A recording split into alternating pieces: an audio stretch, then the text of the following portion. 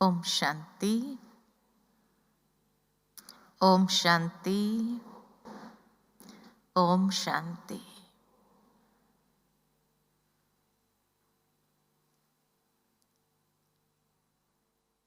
बाबा ने हम बच्चों को आते ही अनेक प्रकार के बंधनों से सहज मुक्त कर दिया और हम सभी प्रैक्टिकल अनुभव भी करते थे। कभी कभी फ्रस्ट्रेशन में भी आ जाते थे, लेकिन इतनी सुंदर विधि बाबा ने बता दी जो सहज हम सभी मुक्त हो गए। और इसीलिए भी बाबा कहे आप अपने जीवन के एग्जाम्पल द्वारा दूसरों को भी इन बंधनों का रियलाइजेशन कराते हुए उनको भी मुक्त होने की युक्ति बताओ।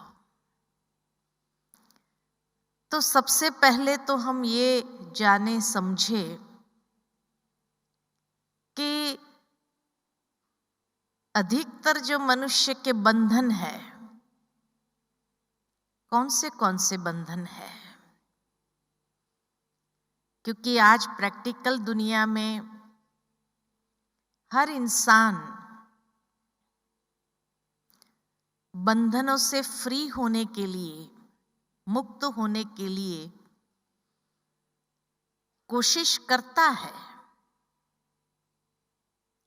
परंतु जितना ही कोशिश करता उतना ही अधिक उस बंधनों की दलदल में समाता जाता है। और इसीलिए फिर वो बंधन वाली जीवन ही स्वीकार कर ली है कि this is part of normal life. यही समझ लिया कि यही जीवन है, इसके सिवाय जीवन नहीं होता है। जीवन हो और बंधन न हो, ऐसे कैसे हो सकता है। लेकिन वो संस्कार बाबा हमारा यहाँ भरते हुए हमें ऐसे जीवन मुक्त स्थिति में ले जाते हैं जिससे भविष्य में सदा के लिए जीवन मुक्त बने रहेंगे।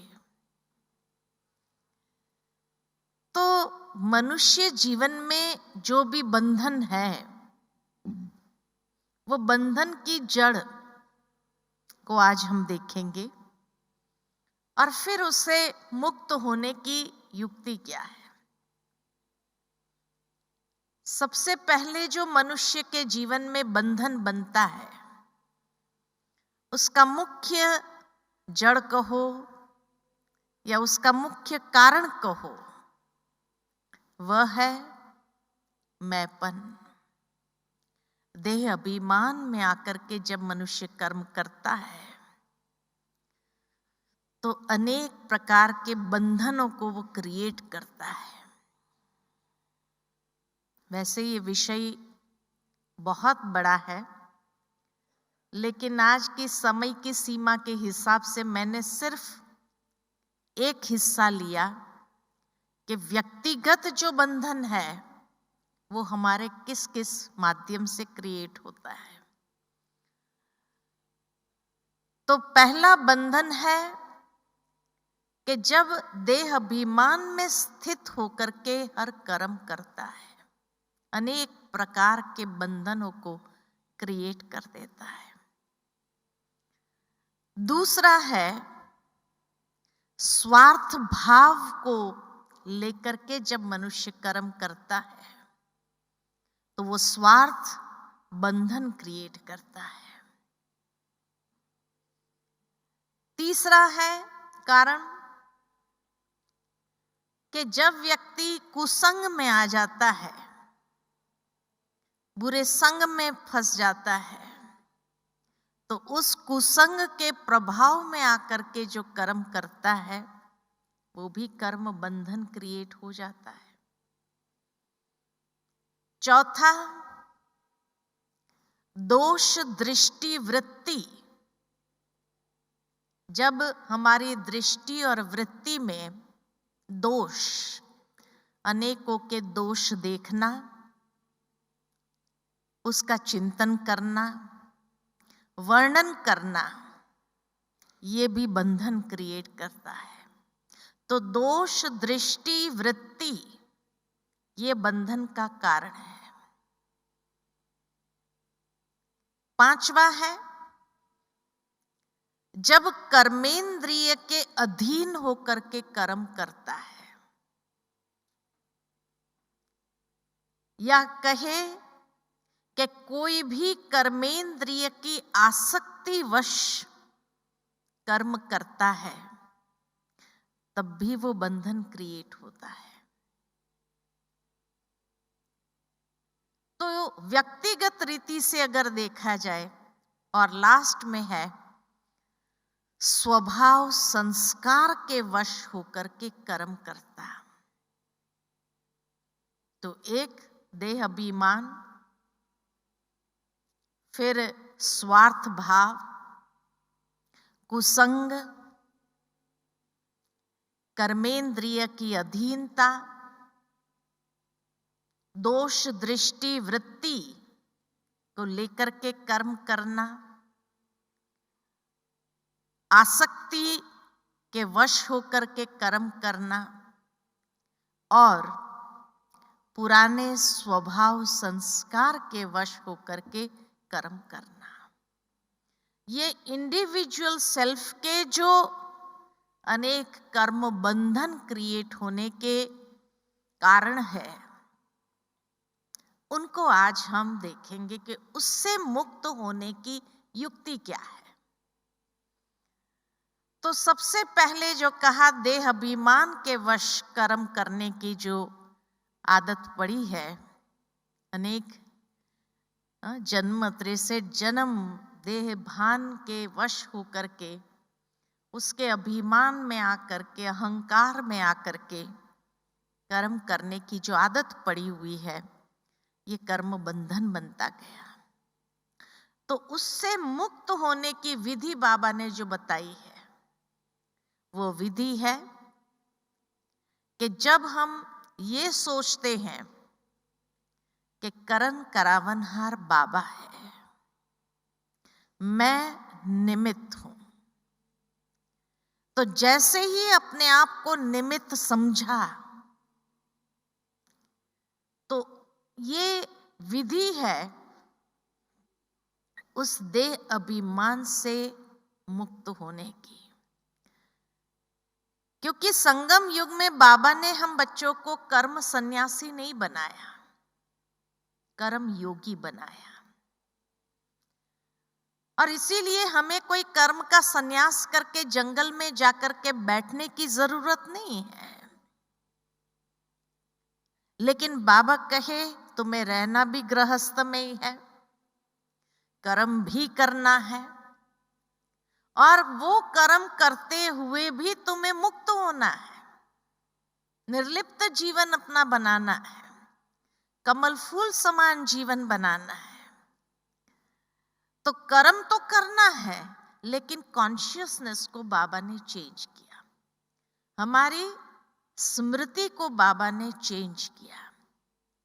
और इसके लिए जैसे ही ये स्मृति चेंज हुई, मैं कर रही हूं, तो वो मैंपन के बजाय बाबा करा रहा है, करन करावनहार वह है। तो सहजता से वो मैंपन के भाव से स्वयं को मुक्त कर सकते हैं। दूसरा, उसी मैंपन को समाप्त करने के लिए जो बाबा ने कहा, देही अभिमानी बन जाओ। प्रतिदिन मुरली के अंदर हम ये बात सुनते हैं कि बच्चे देही अभिमानी होकर के कर्म करो। देही अभिमानी होकर कर्म करना अर्थात क्या? कि जैसे हम योग में बैठते हैं तो आत्म अभिमानी स्थिति में बैठते हैं, आत्म अभिमानी हो करके बैठते हैं। और आत्म अभिमानी का मतलब है कि आत्मा के सातों गुणों का स्वरूप होना। जिस तरह देह अभिमान माना क्या, आज कोई भी व्यक्ति देह अभिमान के वश कर्म करता है, आप साक्षी होकर के जब देखते हैं तो सहज भाव से निकलता है बड़ा अभिमानी है। कैसे पता चला कि ये व्यक्ति बड़ा अभिमानी है? ऐसा क्या देखा आपने उसके कर्म में जो आपको पता लगा कि ये अभिमानी है? उसने आपसे बातचीत भी नहीं किया, आप दूर से साक्षी होकर के उसको देख रहे हैं, तो कैसे पता चला कि ये अभिमान में आकर के कर्म कर रहा है? क्योंकि जब कोई व्यक्ति अभिमान में आकर कर्म करता है तो उसके हर कर्म से कोई न कोई विकारों की बदबू आती है। कहाँ क्रोध की बदबू आती है, रोब दिखाता है उसकी बदबू आती है, कहाँ लोभ की बदबू आती है, कहाँ ईर्ष्या द्वेष की बदबू आती है। तो कोई न कोई विकारों का अंश भी होगा। जैसे कोई ईर्ष्यावश अगर मान लो कि किसी की निंदा कर रहा है, तो देखने वाला क्या कहेगा? यही कहेगा कि पता नहीं अपने आप को तो क्या समझता है कि दूसरों को बहुत तुच्छ समझने लगता है। देखो कैसे निंदा कर रहा है, कितना अभिमान है उसको अपना, कहेंगे ना। तो जहां कोई न कोई विकारों के अंश मात्र भी फीलिंग आती है उस कर्म से, उसको कहेंगे देह अभिमानी। तो देही अभिमानी मतलब कि जब हम कर्म करें तो आत्मा के सातों गुणों का या कोई न कोई सद्गुणों का प्रवाह जाए। बातचीत कर रहे हैं, देह अभिमान में है तो रोब में, तो अहंकार दिखता है, लेकिन देही अभिमानी होंगे तो मृदुभाषी होंगे, मधुरता होगी उसकी वाणी के अंदर, दूसरों का सम्मान करते हुए बातचीत करेगा, तो कहेंगे ये तो जैसे देवता है। देही अभिमानी के लिए अक्सर लोगों ने क्या कहा, ये बात करता है लेकिन जैसे देवता है, उसके मुख से फूल झड़ते हैं, किसी को पत्थर नहीं लग रहे हैं। ये देही अभिमानी स्थिति है। तो जहां कोई न कोई सद्गुण का प्रवाह है हमारे कर्म में, उसको कहते हैं देही अभिमानी स्थिति। तो देह अभिमान वाली स्थिति को समाप्त करने के लिए एक तो बाबा करण करावनहार, दूसरा देही अभिमानी होकर कर्म करो, और तीसरा स्वमान में स्थित होकर कर्म करो। बाबा ने हम बच्चों के इतने सुंदर सुंदर स्वमान दिए हैं, और इसीलिए ये स्वमान जो है खाली रिपीट करने के लिए नहीं है, लेकिन ये स्वमान का स्वरूप बनना है। जब उस स्वमान का स्वरूप होकर के हम कर्म में आते हैं तो अपने आप एक बहुत ऊंची फीलिंग अपने अंदर क्रिएट करते हैं, और उससे हम अनेक आत्माओं को भी प्रेरणा दे सकते हैं। वो भी उस बात को देखते हुए, समझते हुए फील करते हैं कि ये स्वमान में स्थित है। इसीलिए ये 3 विधि है, देह अभिमान रूपी स्थिति के द्वारा जो बंधन क्रिएट होते हैं उसको समाप्त करने की युक्ति बाबा ने यही 3 बताई है। बाबा करण करावनहार है, देही अभिमानी होकर कर्म करो और स्वमान में स्थित होकर के उसका स्वरूप बन करके कर्म करो। ठीक है। दूसरा जो कहा कि कर्मेंद्रिय की अधीनता, क्योंकि उसी में स्वार्थ भाव भी आता है, आसक्ति भी आती है, दोष दृष्टि भी आ जाती है कोई ना कोई कर्मेंद्रिय के कारण। तो ये कर्मेंद्रिय की अधीनता से स्वयं को मुक्त करने के लिए जो बाबा ने हमें विधि बताई है कि बच्चे स्वराज्य अधिकारी बनो, अपनी ही कर्मेंद्रिय के ऊपर राज्य अधिकार प्राप्त करो। मैं आत्मा मालिक हूं, ये कर्मेंद्रियां मेरे मन को विचलित नहीं कर सकती है। इतना स्वयं को उस राज्य स्थिति में ले आए, और जब ऐसे राज्य स्थिति में ले आएंगे और कर्म करेंगे तो वो कर्म बंधन के बजाय कर्म संबंध हो जाएगा। अर्थात कर्मेंद्रिय के संबंध में उसको यूज कर रहे हैं, मालिक होकर के यूज कर रहे हैं, तो कर्म संबंध हमारा बनेगा, कर्म बंधन नहीं बनता है। क्योंकि या तो कर्म बंधन बनता है या तो कर्म संबंध बनता है। तो जब उसकी अधीनता है तो ये बंधन बनेगा, जब मालिक बन करके कर्म करेंगे, कर्मेंद्रिय को यूज करेंगे, तो कर्म संबंध में आकर के हम कर्म कर रहे हैं। दूसरा जैसे कहा कि स्वार्थ भाव, तो बाबा ने हम बच्चों को ये विधि बताई कि बच्चे स्वार्थ भाव के बजाय सेवा भाव, इसी कर्मेंद्रिय के द्वारा सेवा करो। जब निर्माण होकर के हम सेवा करते हैं, एक सेवा भाव को जागृत करते हैं, तो वो स्वार्थ भाव विलीन हो जाता है। और सेवा भाव जैसे ही जागृत होता है तो ये पुण्य कमाने का आधार बन जाता है। तो यही कर्मेंद्रियां हमें पुण्य आत्मा भी बना देती है, लेकिन स्वार्थ भाव के वश कर्म करने लगते हैं तो यही अनेक प्रकार के बंधन क्रिएट करने लग जाती है। जब हम ये समझते हैं स्वार्थ भाव में आकर के कोई भी कर्म होता है, तो कई बार कई लोग देखते हैं दूसरे हैं कोई करने वाले, वेट करते हैं कोई दूसरा आए ऑफर करे तो उसको ये सौंप दिया जाए, है ना।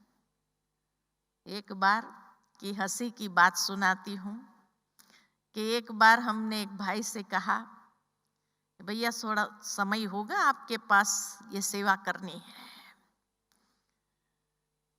तो पहले तो इधर उधर होते रहे, हम जानते थे उसका नेचर क्या है, वो हमेशा अपने आप को बचाने का प्रयत्न करते, लेकिन उस दिन कोई था ही नहीं तो उसको कहा कि भाई आप करेंगे। तो कुछ समय तो इधर उधर होने के बाद कहने लगे, अच्छा बताओ ये सेवा मैं करूंगा तो क्या होगा। मैंने कहा भाई आपका पुण्य जमा होगा। तो कहा बहन जी मैं बचपन से कुमार होकर के इतनी सेवा करता रहा यहाँ, अब मुझे ऐसा महसूस होता है मेरा पुण्य ओवरफ्लो हो रहा है। बड़ी हंसी आई। तो इसीलिए जो है कहने का भावार्थ उसका ये था, ये सेवा आप किसी और को दे दो, किसी और से करवा लो, है ना। मेरा सेवा का करते करते बचपन से मैं सेवा कर रहा हूँ, और इसीलिए अभी मैं समझता हूँ मेरा पुण्य बहुत ओवरफ्लो हो रहा है, किसी और से करवाओ।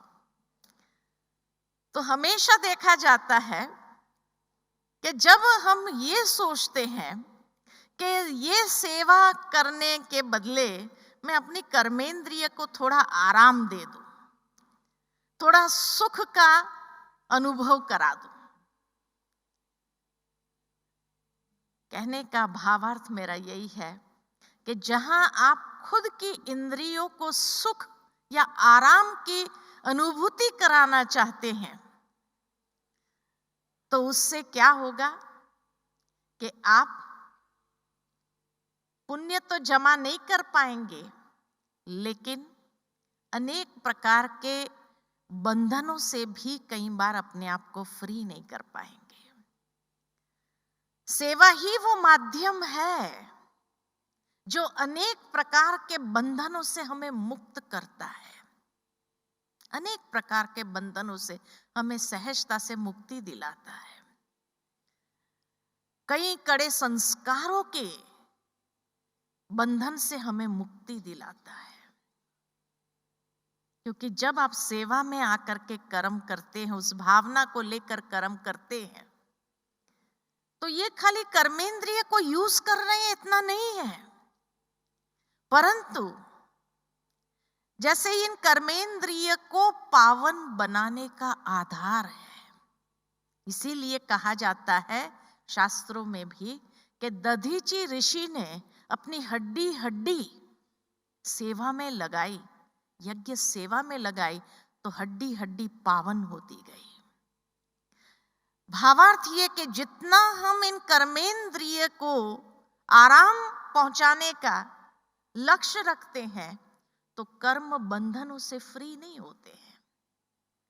लेकिन जितना हम इन कर्मेंद्रिय के द्वारा सेवा करने लगते हैं, तो एक तो हमारी हड्डी हड्डी पावन होने लगती है, दूसरा कि हम अनेक प्रकार के बंधनों से स्वयं को मुक्त कर सकते हैं, सहजता से हम अपने आप को मुक्त करते हैं।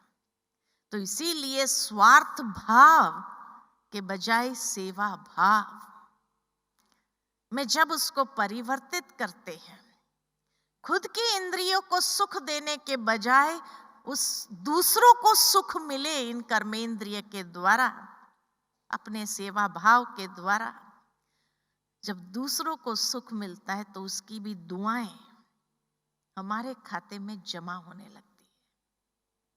तो ये युक्ति है कि दुआओं को भी प्राप्त करना, पुण्य को भी प्राप्त करना और हड्डी हड्डी पावन होना, हमारी हर कर्मेंद्रियां पावन होना, तो हल्कापन महसूस करना उसमें, है ना।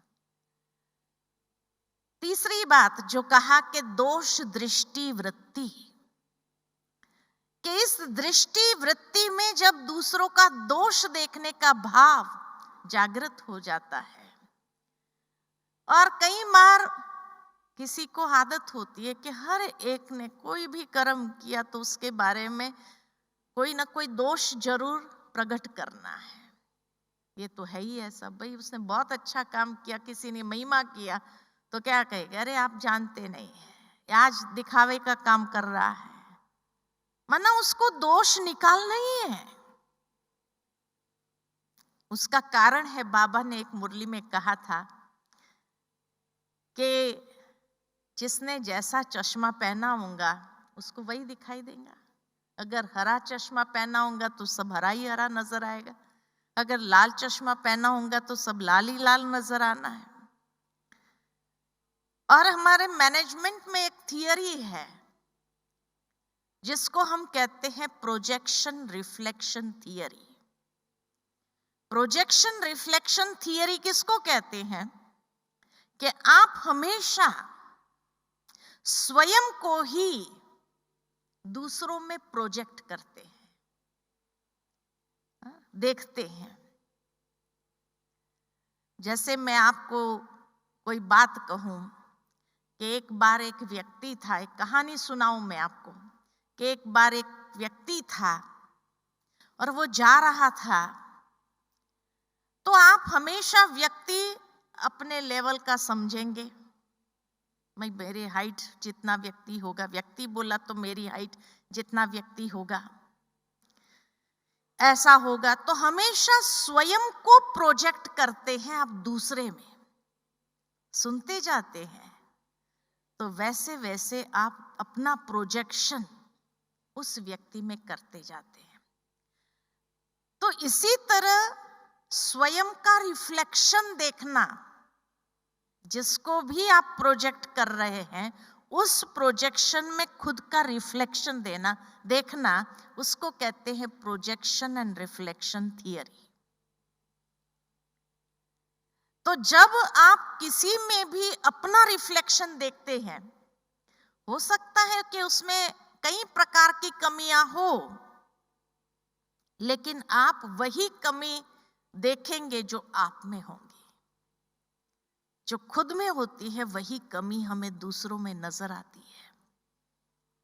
इसीलिए और भी कमी कमजोरी होंगी। जब आप किसी व्यक्ति के बारे में बोलते हैं ये ऐसा है, ऐसा है, ऐसा है, दूसरा कहेगा नहीं नहीं ऐसा भी है, ऐसा भी है। वो अपनी कमियों को देख रहा है, हम अपनी कमियों को देख रहे हैं उसमें, और इस तरह से उसको स्पष्ट कर देते कि ये व्यक्ति जो है ना कमियों का भंडार है ना।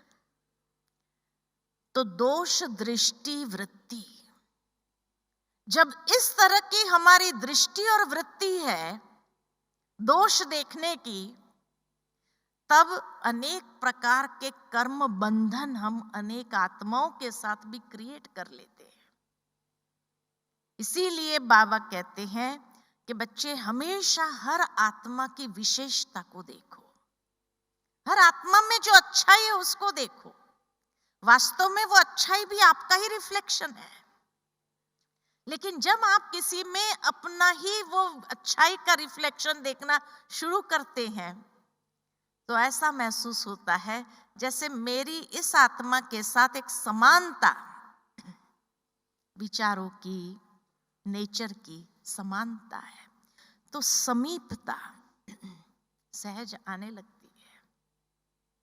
तो इसीलिए उस दोष दृष्टि वृत्ति से मुक्त होने के लिए निर्दोष अपने दृष्टि वृत्ति को बनाने के लिए जितना हम विशेषताओं का दर्शन करना आरंभ करते हैं, तो वो विशेषताओं का दर्शन करने से हमें बंधन क्रिएट नहीं होता है, लेकिन एक प्रेम के मीठे संबंध में हम अपने आप को अनेकों के साथ जोड़ सकते हैं, नहीं तो तोड़ने का काम करते हैं। और एक समय आएगा जब हर एक में अगर हम दोष दृष्टि ही देखते रहेंगे, वही दृष्टि वृत्ति हमारी होंगी, तो एक समय आएगा जब हम अकेले रह जाएंगे, हमारे साथ कोई खड़ा नहीं होगा। लेकिन जब हर एक के अंदर हम विशेषताओं का दर्शन करना आरंभ करते हैं, तो उससे हमारे बंधन क्रिएट नहीं होंगे, लेकिन हम निर्बंधन होते जाएंगे, और निर्बंधन होने के साथ साथ हम संगठन में अपने आप को पाएंगे। जो बाबा कहते हैं कि बच्चे संगठन का किला मजबूत करो, तो ये संगठन का किला हम मजबूत करना आरंभ करेंगे। तो इसीलिए विशेषता का दर्शन करो। तीसरा जो कहा कुसंग, कुसंग में आ जाते हैं। तो कुसंग में जब आ जाते हैं तो हमको बाबा ने श्रेष्ठ संग जो दिया है, दो श्रेष्ठ संग दिए हैं। कौन से दो श्रेष्ठ संग दिए हैं? सबसे पहला श्रेष्ठ संग हमें है मुरली का। मुरली श्रेष्ठ संग है। जितना बार भी मुरली पढ़ते जाओ ना, लगता है कि और गहराई मिली।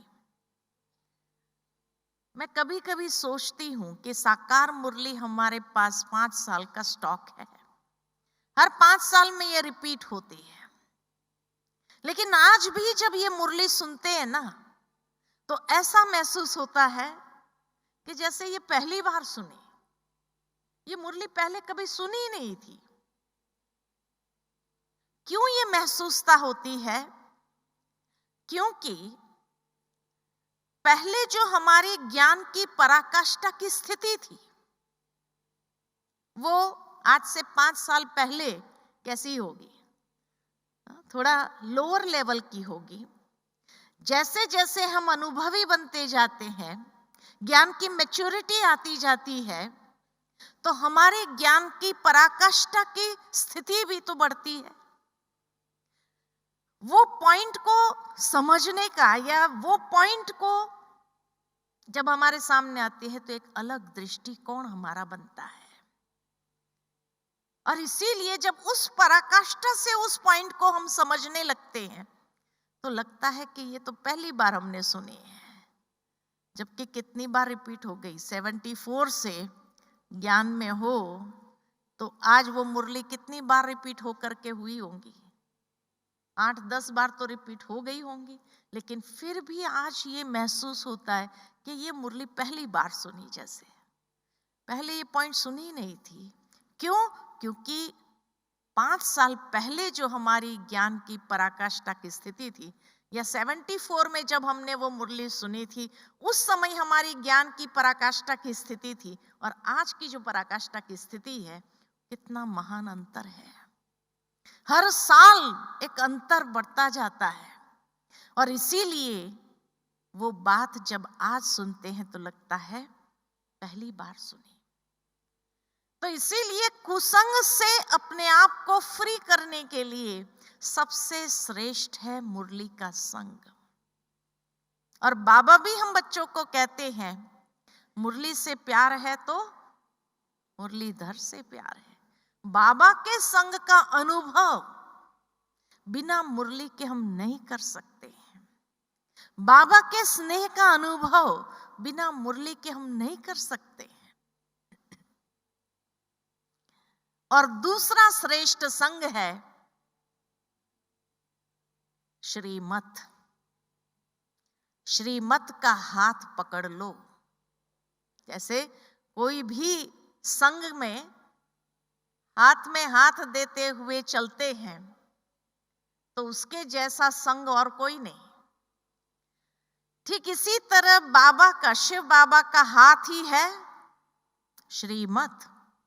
तो बाबा की श्रीमत के हाथ में हाथ दे दो, और हाथ में हाथ दे करके चलो। वो संग जो होगा, वो हर प्रकार के बंधनों से हमें बचाएगा। जब पर मत, मन मत पर चलते हैं, तो अनेक प्रकार के बंधन क्रिएट होते हैं, लेकिन जितना श्रीमत पर चलता है इंसान, उतना बंधन मुक्त होने लगता है। तो इसीलिए बाबा ने बहुत श्रेष्ठ संग, एक तो मुरली का, दूसरा श्रीमत का हमें दिया है। ये दो संग में हम सदा बने रहे, तो हर प्रकार के बंधन से अपने आप को फ्री कर सकेंगे। इनसे अच्छा संग और कोई हो ही नहीं सकता है। मुरली और श्रीमत के अलावा और कोई अच्छा संग हो सकता है क्या? कोई हो ही नहीं सकता है। जो हमेशा हमारी बुद्धि को क्या करेगा? रिफाइन करता जाएगा, दिव्य बनाता जाएगा, और हमारे कर्म को सदा श्रेष्ठ महसूस कराएगा। वो कर्म के अंदर बल महसूस होगा,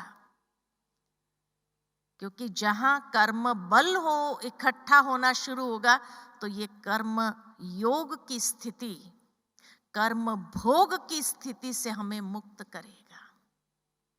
क्योंकि बंधन क्या करेगा? भोगना का अनुभव कराएगा अंत में। तो भोगनाओं से फ्री होना है, तो कर्म योग को अपने अंदर इतना जमा करो, श्रेष्ठ कर्म बल को इतना अंदर में जमा करो। जितना अंदर में जमा करते जाएंगे, उतना ही उससे सहजता से हम फ्री होते जाएंगे। तो कर्मेंद्रिय की अधीनता हमें अनेक प्रकार के बंधनों में ले आती है। कुसंग, दोष, दृष्टि, वृत्ति, आसक्ति, जैसे ही कर्मेंद्रिय की आसक्ति के वश हम कोई कर्म करते हैं, ये भी बंधन क्रिएट करता है। मुझे याद आता है कि एक बार एक यज्ञ माता है ना, सेंटरों पर कई माताएं ऐसी होती है जो पूरा समय देती है, चाहे ब्रह्मा भोजन हो चाहे कुछ भी हो, अपना पूरा समय बाबा की सेवा में देती है। तो एक सेंटर पर एक यज्ञ माता थी, उसको खाना बनाने का इतना शौक होता था और शौक होने के कारण रोज नई नई चीजें बहनों को खिलाना है, आज ये बहनों को बना के खिलाऊं, आज ये खिलाऊं, उसके अंदर उमंग रहता था। कोई भी अगर सेंटर पर मेहमान आए तो बस माता जी को खाली बोल दो, माता जी मेहमान आ रहे हैं, अरे कोई बात नहीं, मैं बढ़िया चीजें बना करके खिलाऊंगी। और उसको इतना शौक होता था, ब्रह्मा भोजन किया तो इतनी सारी चीजें बनाना। अब जिसको बनाने का शौक होगा वो खाने का भी शौक तो होगा थोड़ा, है ना। तो एक बार क्या हुआ कि माता जी बहुत बीमार पड़े, बहुत बीमार पड़े, हॉस्पिटल में थे। अब परिवार से 3 बेटे थे, 3 बहुएं थी, लेकिन कोई ज्ञान मार्ग में नहीं था, लेकिन वो घर में भी बना बना करके उनको खिलाती रहती थी। बहुएं इतनी भाग्यवान अपने को समझती थी, हमारी सास इतनी अच्छी है, हमको रसोई घर में घुसने नहीं देती है। खुश हो जाती है ऐसी बहुएं तो, है ना, कि भाई हमारी सास हमको कभी घुसने नहीं देती है और इतनी बढ़िया बढ़िया चीजें बना बना करके खिलाती थी। अब वो हॉस्पिटल में थी तो माताजी नियमों में भी बहुत पक्की, किसी के हाथ का खाना नहीं खाती थी। बहुएं भले उनको खिलाती जरूर थी लेकिन खाती नहीं थी, बहुत पक्की थी नियमों में। लेकिन कर्मेंद्रिय की आसक्ति जरूर थी, खाने की शौकीन जो थी। तो जैसे ही सेंटर पर पता चला माता जी को हॉस्पिटलाइज किया है, बेटों ने आकर के बताया भाई हमारे हाथ का तो खाएगी नहीं। तो सेंटर से टिफिन रोज जाता था, 3 टाइम टिफिन जाता था उसको। जब 3 टाइम टिफिन जाता था, माता जी को खिलाते थे। एक दिन माता जी ने कहा ये अच्छा नहीं लगता है, रोज नई नई चीजें बना करके खिलाने की शौकीन जो थी, दाल रोटी सब्जी क्या खाएंगे, बोले ये कोई खाने की चीज है। तो उसने बहनों को कहा मेरे को है ना ये चीज भाती नहीं है। तो कहा माता जी क्या चाहिए आपको, कब पानी पूरी खाने का शौक हुआ है, पानी पूरी खाना है। तो बहनों ने कहा कि ठीक है कल बनाकर ले आएंगे। जब ये कहा माता जी को कि ठीक है कल बनाकर ले आएंगे, कहा नहीं कल तक क्या मालूम मेरा क्या हो जाए, मेरे को तो अब भी खानी है, पानी पूरी खानी है। आसक्ति देखो जीवा की क्या होती है। अब बहने कहे कि अभी का अभी तो बना करके नहीं ला सकते हैं, या शाम को ले आएंगे अगर आप कहो तो। कहा नहीं अभी खानी है। अब तीनों बेटे और बहुएं सामने खड़ी थी कि माता जी की इच्छा है खाने की और आप लोग मना करते हैं कि भाई शाम को लाएंगे या कल लाएंगे। तो धीरे से एक बहू ने पूछा कि माता जी आजकल जो है ना मशीन वाली वो पानी पूरी आती है, आप कहो तो वो और पानी बना करके ले आते हैं, हम खाएंगे। बोले हाँ खाऊंगी, हाँ कर दिया। अब बहुओं को तो लगा पहली बार हमारे हाथ से हाँ किया है माता जी ने, हाँ वो मशीन वाली पानी पूरी लेके आते हैं हम तल करके फटाफट। वो गई फटाफट लेकर के आई। अब बहनें देख रही माता जी इतनी पक्की और ये क्या हो गया है माता जी को, अब ये खाना खाएंगी, है ना। तो खड़ी हो गई बहनें, तो वहां उसको दृष्टि देती रही, बोल तो सकते नहीं थे, इतना छोटी बहनें थी तो क्या बोलेंगे। तो अभी देखे कि माता जी क्या करेगी। अब जैसे पानी पूरी सामने आई, उसको तो बड़ा मन हो रहा था पानी पूरी खाऊं मैं। लेकिन जैसे ही सामने आई, बहनें देख रही है कि माता जी ये क्या करने जा रहे हैं। जिंदगी भर आपने अपने नियमों का पालन किया और ये हॉस्पिटल में आकर के पता नहीं कब आपका अंतिम क्षण आ जाए और ये क्या कर रहे हैं। ब्लड प्रेशर देखो, और नमक वाला वो पानी होगा, पता नहीं कैसा होगा, और एकदम शूट करेगा, क्या हो जाएगा। लेकिन बहनें तो शुभ भावना का दान देती रही कि माता जी न खाए, माता जी न खाए, शुभ भावना अपनी देती रहे। प्लेट सज करके सामने आई, माता जी ने अंदर डाल करके जैसे ही यहाँ तक ले गई और पता नहीं जा क्या हुआ, फेंक दिया और कहा नहीं चाहिए मुझे, है ना। और उसके बाद इतना रोई कि ये आसक्ति भी कैसी चीज है। तो बाबा भी जो हम बच्चों को कहते हैं ना, ये जीवा की आसक्ति जो है ना, ये खाऊं वो खाऊं, वो खाऊं वो खाऊं, जो हमेशा अंदर में कई बार कई लोगों को आदत हो जाती है। भाई जो मिला बाबा के घर से प्रसाद के रूप में मिला, इतना सौभाग्य है जो हमको मिल रहा है भगवान के घर का खाने का, तो ये खाऊं वो खाऊं जो हो जाता है, कई बार आसक्ति आ जाती है जीवा की, है ना।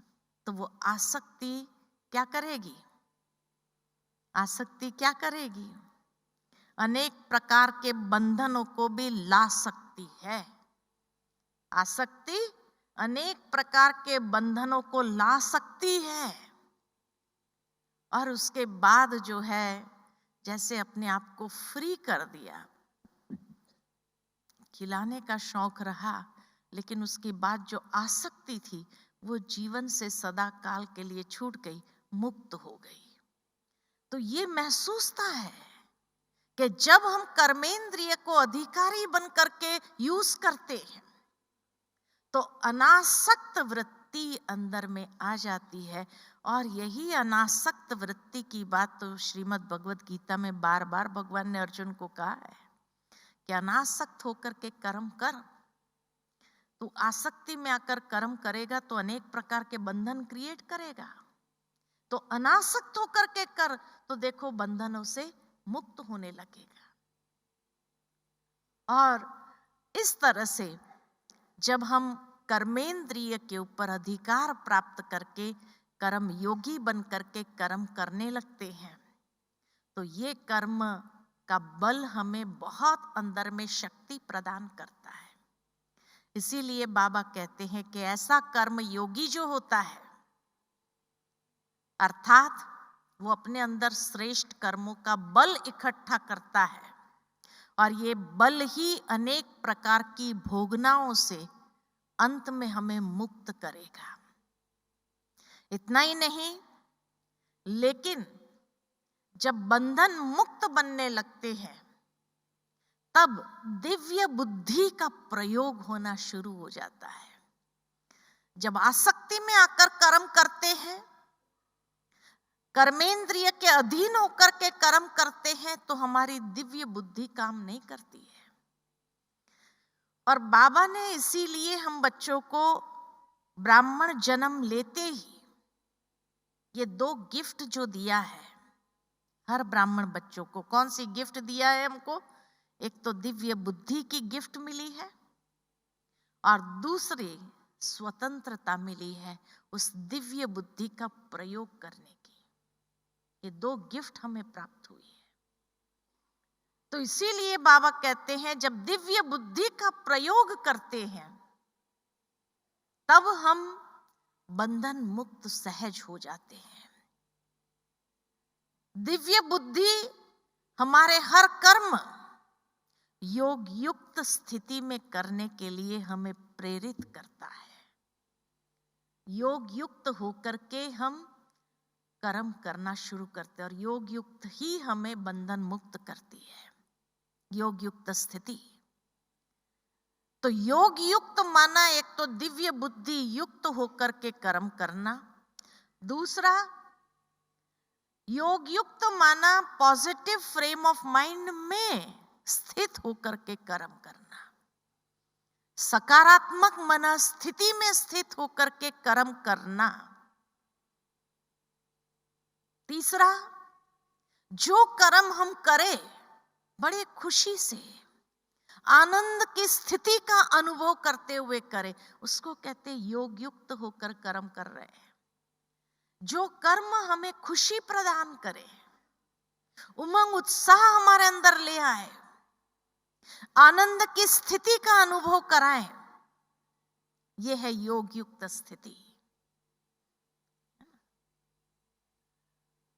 और साथ साथ योग युक्त होकर कर्म करना माना हर कर्म को यादगार बनाना, हर कर्म को यादगार बना देना, कि जब हम अपने जीवन को पीछे मुड़ करके देखें तो हर कर्म रूपी यादगार हमने छोड़े हुए हैं।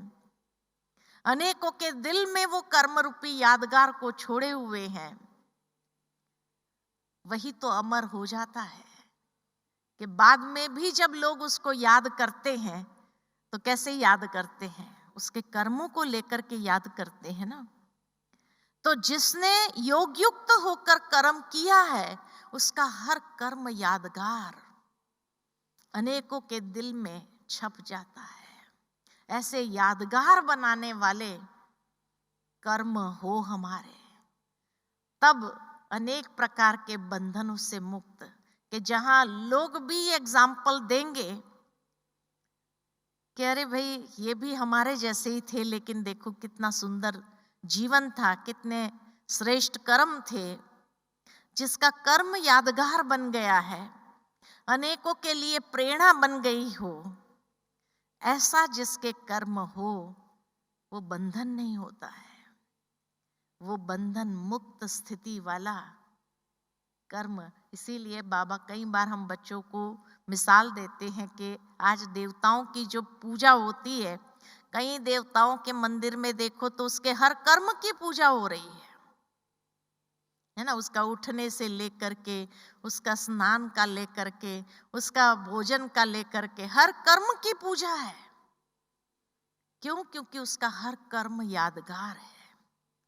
तो बाबा भी हम बच्चों को यही सिखाते हैं कि बच्चे आपके कर्म इतने श्रेष्ठ हो, योग युक्त स्थिति में किए हुए हो, जो आपके हर कर्म यादगार बन जाए, अनेकों के दिल में छाप छोड़ जाए, ऐसा आपका कर्म हो। तो कहेंगे हाँ, बंधन मुक्त स्थिति का कर्म है। तो इसीलिए यही यथार्थ कर्म योगी स्थिति है, जो हमें कर्मातीत बनने में भी बहुत मदद रूप होती है। ठीक है, तो ये स्व के जो बंधन थे, उस स्व के बंधनों से मुक्त होने की युक्ति, उसकी मुक्ति की युक्ति जो है आज हमने देखी। कभी और समय मिलेगा जो दूसरों के साथ के हमारे बंधन है। और लास्ट में जो कहा था स्वभाव संस्कार जो बंधन क्रिएट करते हैं, तो बाबा ने हम बच्चों को उसके लिए बहुत सुंदर विधि ये बताई कि बच्चे अपने अनादि संस्कारों में स्थित हो जाओ। क्योंकि जैसे कहा जाता है ना, लोहे से लोहा कटता है, हीरे से हीरे को काटा जाता है, ऐसे ही संस्कार से संस्कार को काटा जा सकता है। तो पुराने स्वभाव संस्कार से अगर मुक्त होना है तो उसके लिए अनादि संस्कारों का प्रयोग करना शुरू करो। आत्मा के अनादि संस्कार कौन से हैं? कितने श्रेष्ठ है। आदि संस्कारों को देखो, सतयुग के संस्कारों को देखो, उन संस्कारों को स्मृति में ले आओ और उन संस्कारों के आधार पर जब हम कर्म करना शुरू करेंगे तो आदि और अनादि संस्कार से ये मध्यकाल के संस्कार जो है उसको हम काट सकते हैं। तब पुराने संस्कारों से जो बंधन बनता है उससे हम सहज अपने आप को मुक्त कर सकते हैं। ठीक है, अच्छा, ओम शांति।